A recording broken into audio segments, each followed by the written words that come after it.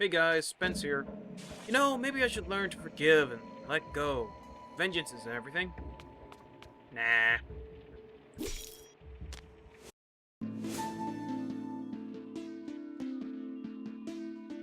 Ronin is a, hold on, side-scrolling strategy, stealth, action, turn-based platform. Well, it at least has elements of each. You control an unnamed heroine trying to seek vengeance for something. Whatever it was must have been really bad since you're out for blood. Aspects of the plot are revealed as you progress through the chapters, but in this game, your motives will be outweighed by your means of getting your vengeance. Using the keyboard and mouse. You navigate levels in a side-scrolling fashion, using your super jumps and your wall-clinging abilities to get around, and a grappling hook that is very useful once you figure out how to use it properly. When you're not spotted by enemies, it moves in real time, and if you're good at the whole stealth thing, you can deal with enemies without having to go into the combat system, which will help you out in the long run if you become proficient at doing this whenever an opportunity arises. Now, when you are spotted, the game goes into a turn-based battle system. Enemies will have red danger lines showing where they're going to attack from, and if you're still intersecting with one of these lines at the end of your turn, which is about a second in real time, you'll be hit and killed because it's a one-hit kill to take you out. So combat in this game plays out more like a puzzle, you trying to make the enemy vulnerable while trying to make yourself, well, not be vulnerable in combat. And the circumstances how you fight the enemy and how you approach the enemy will always change depending on what level you're on. Speaking of levels, what are you doing in Ronin? Any level in Ronin basically gives you one of two objectives. One is to hack data consoles that are scattered throughout the level, another is to find a particular target to slay, because, well, you know, vengeance. Now, in said levels, just because it's 5 times out of 4 you'll always be outnumbered by enemies you have to fight, there are other things to worry about besides just the enemies. Such as non-combatants, also known as civilians to be more technical. If they see you, they'll call for a lockdown the second you walk out of the room, which is bad if you're trying to get the bonus objectives, which most of the time you will, as those are very important, because without them, you won't be able to get ability points. Also, normal enemies, if you break line of sight with them, they'll also call for a lockdown too. When a lockdown is happening, you'll get a notification and you'll have 8 seconds to stop them, or more technically 8 turns, since usually when that's happening you're in turn-based combat. There are times when you will break line of sight with them, and combat will technically end due to all combatants being dead, and then it will go into real time, and that can be kind of aggravating to be honest. I kinda wish they would keep you in combat mode while a lockdown countdown is happening, but I can see why they wouldn't. Now when lockdowns do happen, basically doors that were not locked before will be locked, extra enemies will appear coming in through the security doors, and you'll lose the bonus objective. I guess I might as well talk about bonus objectives while we're here. Basically, in any level, and pretty much all of them, you'll have the same bonus objectives. Don't let a lockdown happen, spare any civilians, and kill all the enemies in a level.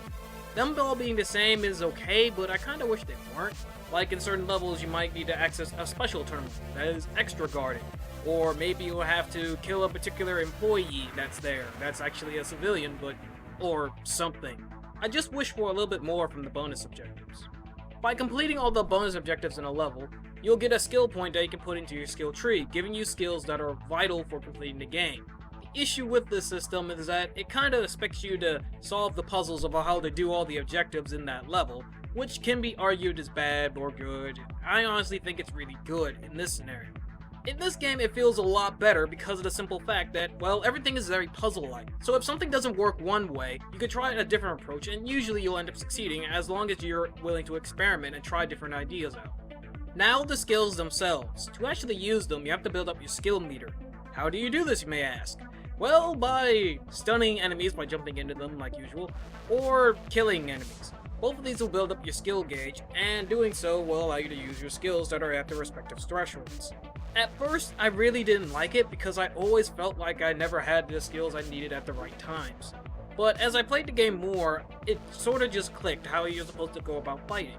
You're supposed to plan out your assault and then use your skills accordingly when the time is right, as opposed to just running in and just using them. And in general, that's what the game is really about, more or less. You can't just bust in through a door and expect to be able to hack everyone to bits. You always have to plan out your assault very well. Go for the most vulnerable enemies, or go for the least vulnerable enemies, but do it in a very stealthy fashion. There are many different ways to go about these different situations, and in general, it's really about being observant about the environment that you're in, and using it to your advantage as much as you can, so that when a big fight does break out, you'll be able to do it all in a masterful fashion if it all was going in real time. Though admittedly, there's a lot of trial and error in this game. Even if you map out a level, if you've never been through it, you won't know exactly what's going to happen until you actually get into it. Sometimes when enemies see you, enemies will spawn through the security doors and you have to deal with them in addition to the current enemies that you're fighting, and the game introduces new enemies frequently enough to keep you on your toes, and you will not know their properties until you actually engage with them. But the game designer seems to know this. Checkpoints are scattered almost everywhere throughout the level, and if you ever lose a bonus objective, if you load the last checkpoint you were at, it will basically reset the objectives as they were before you left the checkpoint. The game is built around being trial and error, and it doesn't feel like getting bonus objectives is a complete hassle in case you ever screw up or something. In general, I find all the systems in the game very well thought out and very well executed. Except for one thing. Enemy cone of vision. I swear, it makes no sense to me a lot of the time. Sometimes enemies will just spot you and then you're just in a fight. Other times enemies will kinda spot you and then they'll scan the area and you have to dodge their line of sight line, but it doesn't make much sense. What's the difference between those two times? And then don't even get me started on civilians. Sometimes they can't see you even if you're right in front of them a second ago. Other times they'll have hawk vision and see you across the factory. I don't get it.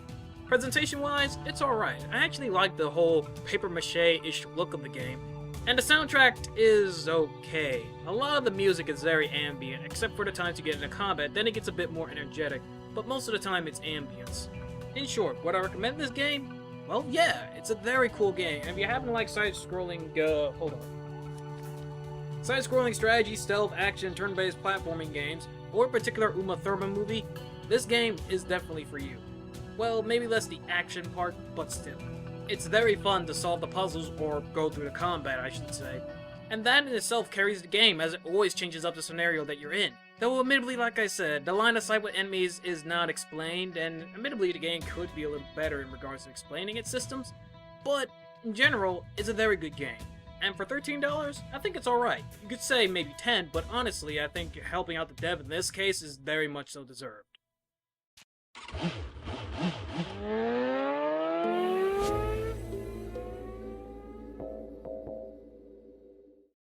Gunpoint ripoff? Pfft, more like a cross between Worms, Gunpoint, and Mark of the Ninja. Mark of the Worm Point.